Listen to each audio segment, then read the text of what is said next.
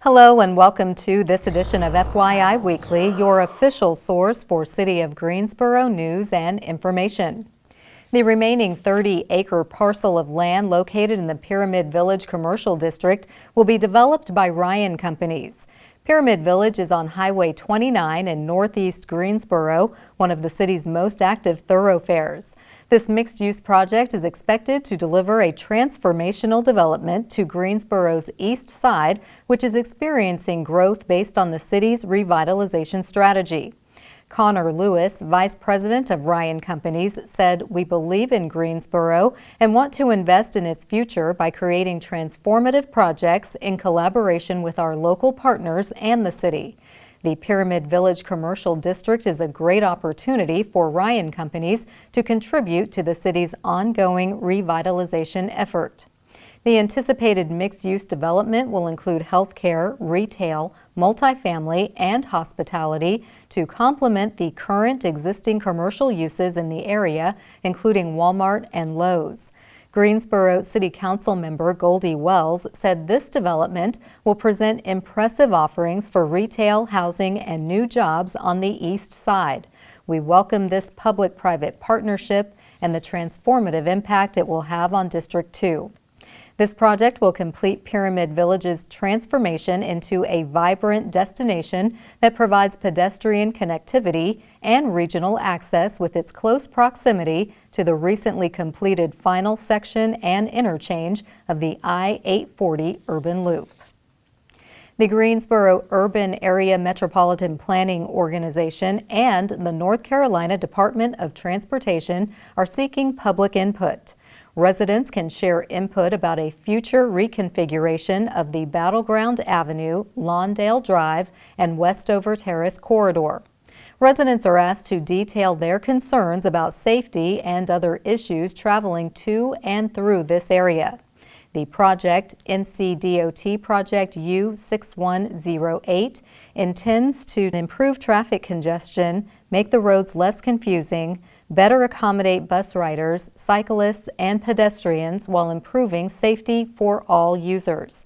Input can be shared with an interactive feedback tool available online. A public input session will also be held on Monday, March 27th at Guilford Park Presbyterian Church, located at 2100 Fernwood Drive. There will be a session for business and property owners from 2 p.m. to 4 p.m. and a session for the general public from 5 p.m. to 7 p.m. Individuals may drop in at any time. The project is in the early planning stages. Funding for initial engineering work is included in the State Transportation Improvement Program. Construction funding has not yet been identified, meaning the project construction timelines are still undetermined. For more information on this and other projects, visit the city's website. The 2022 Women of Greensboro report has been published by the Commission on the Status of Women. The 50-page document is available online and details the findings and data gathered from the survey of more than 1,100 female city residents. The report identifies different structural and individual challenges facing women in Greensboro and notes the following 4 key issues. Money. Women are concerned about having enough money in retirement, and some are concerned about having enough money to survive now. This issue involves fair pay, equal treatment, and opportunities for career advancement. Mental health. The report discloses many female residents are concerned about mental health issues and resources to address them. Healthcare. The survey reveals women in Greensboro struggle to find suitable access to primary care physicians, specialists, and dentists. Sentiment. While women generally appreciate life in Greensboro, many had an unfavorable response when asked about living as a woman in the city of Greensboro. The report also details the survey's data collection process and compilation. It also contains recommendations for the City Council and other city leaders. For more information about the Commission on the Status of Women or the Human Rights Department, please visit the city's website.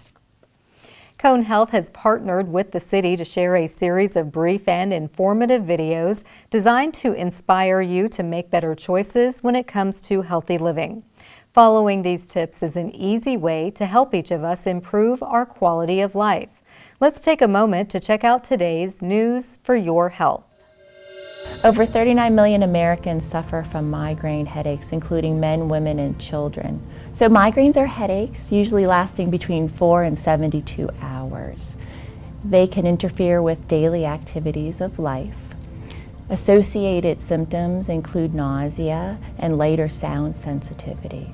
Common features of migraines include lateralization to one side of the head, a pounding or a throbbing quality, visual or other types of auras, as well as dizziness and vertigo. Most people with migraines have identified triggers. Some of the more common triggers include stress, whether that's emotional or physical, bright lights, loud noises, strong smells. Weather changes can trigger migraines. Dehydration, sleep disturbances. Restorative sleep is very, very important in migraine management. Alcohol, such as red wine or beer. Certain foods, especially those that contain nitrites or nitrates or sulfites, artificial sweeteners, MSG. The best thing that you can do is keep a headache journal or diary. That'll help identify patterns and triggers to your migraines or headaches. When you're having a migraine, the best thing that you can do is to treat it early. Find a calm, relaxing environment. Turn the lights off. Try temperature therapy, cold packs or warm water. Even drinking a little bit of caffeine can help, but you have to be very careful with caffeine. There are medications that you can use, whether they're over-the-counter medications such as ibuprofen or acetaminophen, or prescription medications such as triptans. But I do have to warn that taking medications for acute migraine treatment, or when you have the migraines, can cause something called rebound or medication overuse headache if used more than 10 times a month. You should let your doctor know if you have more than just the occasional migraine or headache, or if your headaches are worsening, or if the symptoms are changing in severity, frequency, or quality. You should also let your doctor know if migraines or headaches are triggered by sneezing or coughing or laying down or by sex. And of course, you should always seek the advice of a medical professional if you have any concerning symptoms such as fever, confusion, excessive vomiting, shortness of breath, new vision loss, or anything that's concerning or new to you. Thanks for joining me today. I hope this was helpful for you. For more information, go to conehealth.com/headaches. I'm Dr. Antonia Ahern. The Greensboro Metropolitan Planning Organization has money to give away to support enhanced mobility for seniors and people with disabilities. And free hearing and vision screenings are being offered to the community. We'll have those stories and more news coming up after the break. Stay with us.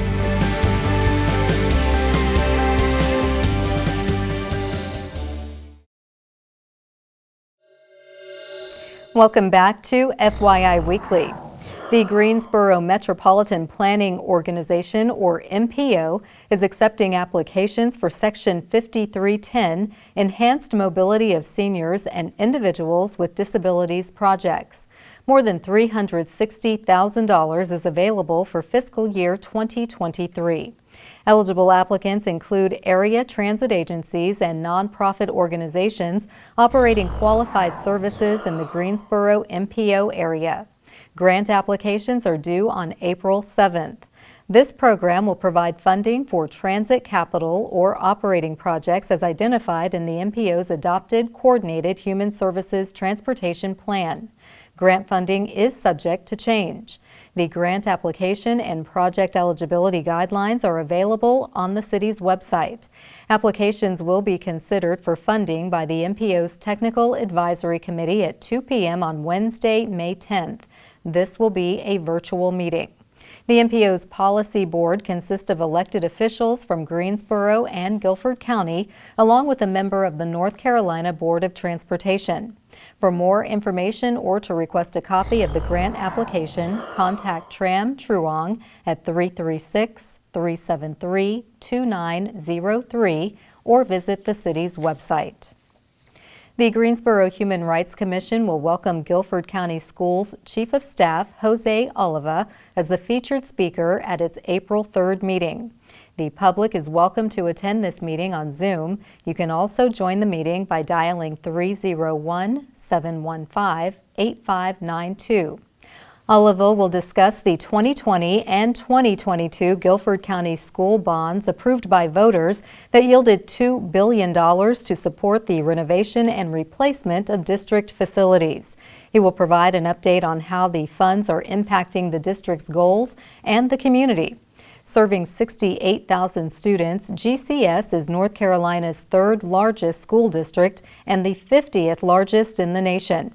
Oliva joined GCS in September 2021. He has served in a number of leadership roles on several local and state boards, including the Community Foundation of Greater Greensboro, Duke University's North Carolina Leadership Forum, and 2 advisory councils for the Governor of North Carolina. The Human Rights Department promotes mutual understanding, respect, and fair treatment of all Greensboro residents without regard to race, color, national origin, religion, gender, age, disability, or familial status. For more information about the Human Rights Commission, please visit the city's website. The Lions Club Vision Van will offer free hearing and vision screenings to the community. The Hamilton Lakes Lions Club will sponsor the mobile screening unit from 9 a.m. to 3 p.m. on Friday, March 31st at 444 North Elm Street. Equipped with state-of-the-art equipment and highly trained technicians, the van will be parked on the Contour Building parking lot.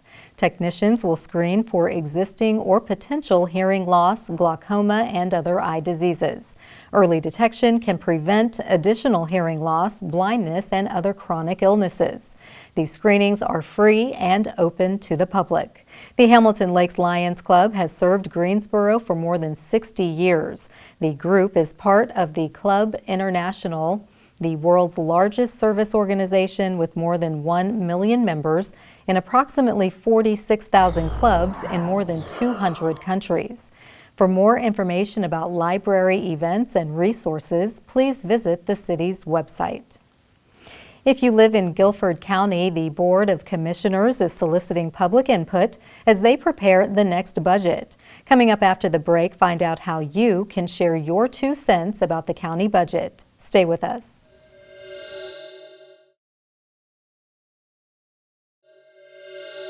Welcome back to FYI Weekly.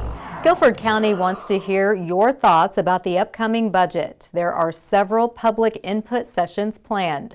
Joining me now to tell us about these meetings is Julie Smith.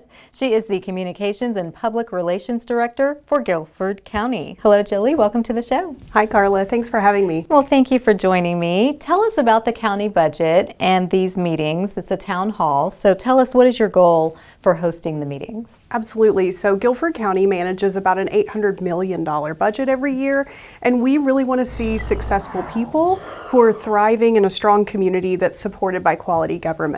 So with that vision in mind, we're going out into the community and talking to people about how do we get there as a county and what can we do in terms of our budget to make sure that we're supporting that long-term vision of successful people in a strong community supported by quality government. Okay, so it's really an opportunity for people to have their say in what's going to actually be passed by the county commissioners. Now, when and where are the town halls scheduled? Yeah, so we just hosted 2 town halls this week. That was Monday in Greensboro at the Union Square campus.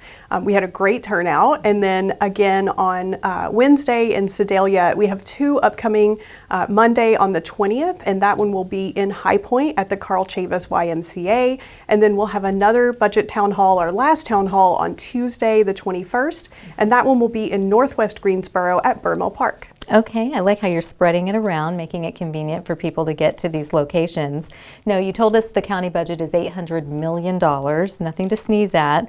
What are some of the services the county is responsible for budgeting? Yeah, so the county actually provides a lot of services people may not even realize that we do. So when we talk about successful people in a strong community supported by quality government, we actually break our programs down that way. So successful people, think about public health, behavioral health, child support, and supportive services. When we think about strong community, it's not just about the sheriff's office or the security department. It's also looking at planning and how we grow as a county, and as well as like how do we keep it vibrant and artistic and creative and diverse. And then quality government is all of those internal functions that help the county move things forward. So for example, my department, PR and Communications, is part of quality government. It's about being transparent and communicating with the public about things like the budget town halls, as well as just making sure that everyone stays engaged and knows how to engage with the county. Fantastic, and it's always welcomed by the community when you're giving them this opportunity to speak up. Now, if someone wants to give you feedback but they cannot attend any of the town halls, how do they provide their input? Yes, so we do have an online form that you can go. So if you go to guilfordcountync.gov, then you can watch a video of one of the town halls. You can also look at the presentation that was provided by our budget director, Toy Beanengay. You can provide feedback via a series of forms, and you can read that vision document that really looks at where do we want to be in 10 years as a community in terms of supporting successful people and being healthy and connected, and really just having a thriving, growing community where everyone is welcome and able to enjoy their life in the way that they want to. Okay. Now, what kind of feedback or the response have you been getting so far from people who've attended the previous town halls? Yeah, we've had a great turnout so far, and really robust conversation around a pretty wide variety of topics. For example, last night, people were really focused on safety and how we ensure that the emergency management team and the fire departments can keep their employees and prevent them from leaving and going to other counties. So what can the county do from a budget standpoint to ensure that we're supporting those emergency service providers?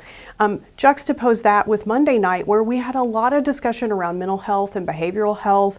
We had some attendees who shared some deeply personal stories about their experience with those issues, and what the county can step up and do more, and how we should be investing in keeping people housed, for example, and preventing homelessness in our community. So really great conversation so far around a wide range of topics. And the things that are the most difficult to budget for. So I'm glad that your decision makers are hearing directly from the community. Now, what can residents expect once the town halls wrap up? How does the budget process move forward from here? Yeah, so it's actually, there's still more opportunity to provide feedback. So right now, what we're doing is collecting that priority discussion. The county manager and the budget team will take that back. They'll formulate a budget and they'll present that to the county commissioners in May.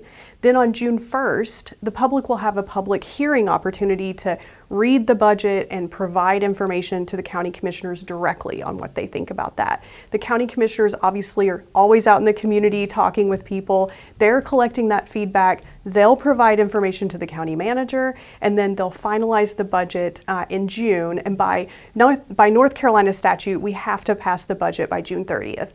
Okay, well, we at the city can relate to your budget process as we are in the same boat. And we thank you, Julie, for taking time to educate us about the process, but also invite the community to your town halls. Do come back and visit and give us updates on other things happening at Guilford County. Great. Thanks, Carla. Thank you. Stay tuned for some interesting and useful information about Greensboro as we tell you something about the city. That's coming up after the break. Stay with us.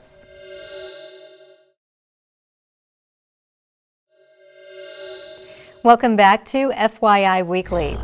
One way to stay informed about decisions that impact you and our city is by attending or tuning in to City Council meetings at 5:30 p.m. on the first and third Tuesday of the month.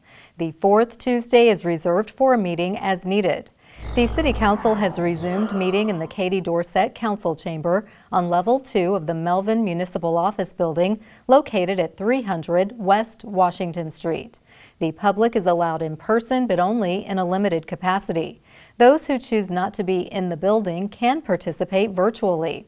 The Greensboro City Council meetings are broadcast right here on GTN. The meetings are also streamed live on the city's website and on Roku. To review the council meeting schedule and agendas, please visit the city's website. Here's an opportunity to learn a little something about the city. The most recent GSO 2040 Comprehensive Plan quarterly report has been released by Greensboro's Planning Department. The report tracks the implementation of progress made across the city toward reaching identified goals for future growth. The report is available on the city's website. The quarterly update summarizes some of the most important data and trends shaping the future of Greensboro. A few examples include impacts of the new urban loop, which highlights renewed emphasis on improvements to local streets to incorporate different types of transportation. This helps move the needle toward Greensboro becoming a car-optional city by 2040. The city's commitment of $5 million in bonds toward the Greensboro Housing Fund will help provide more affordable housing, which is one of the strategies of creating great places. A total of 6,800 lights were replaced throughout the Melvin Municipal Office Building. The work is part of the Engineering and Inspections Department's Energy Fund. Stay up to date on GSO 2040 implementation reports by signing up to receive an email whenever a new report is posted online. To subscribe, enter your contact information on the e-Notify page of the website and select GSO 2040 in the news section. Coming up after the break, we'll showcase our department spotlight, but first, prepare to mark your calendars for the places to go and things to do on the town.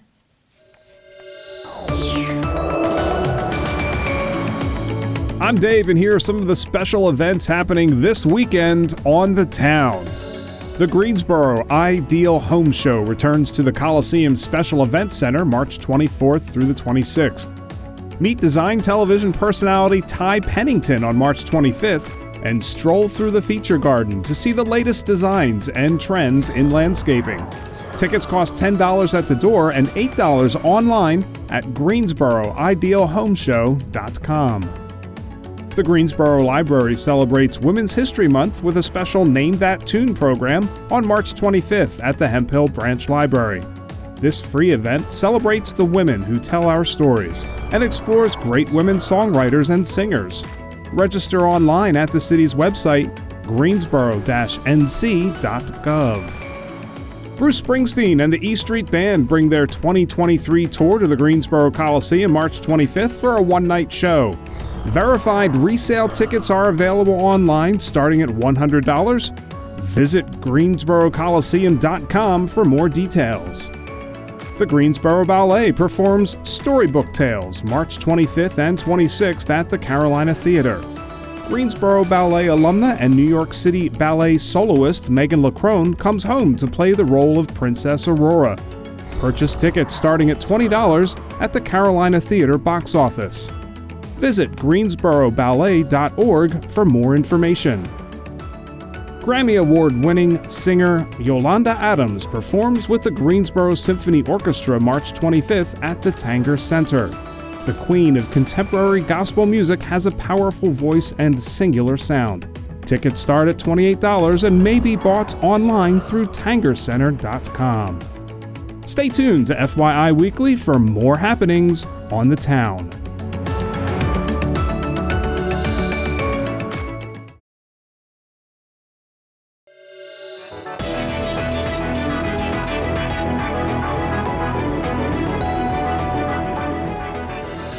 Welcome back.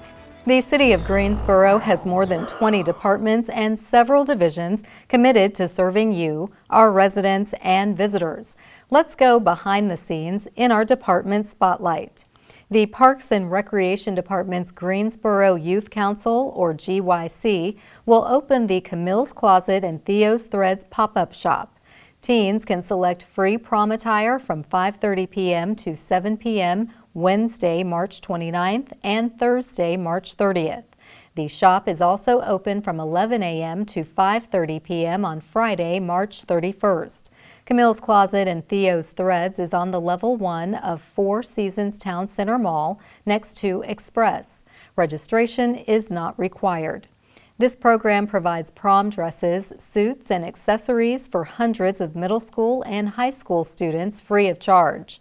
Sponsors include Four Seasons Town Center, Backpack Beginnings, and the Cheshire Center. GYC also accepts cash donations to support the program. For more information or to make a donation, please visit the city's website. Straight ahead on the other side of the break is this week's Way to Go GSO shout out. Stay with us.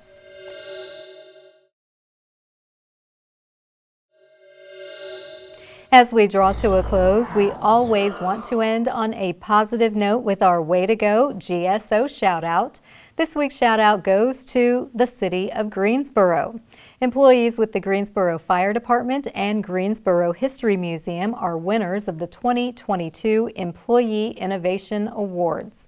This is a way to recognize city employees who share impactful solutions which improve daily operations.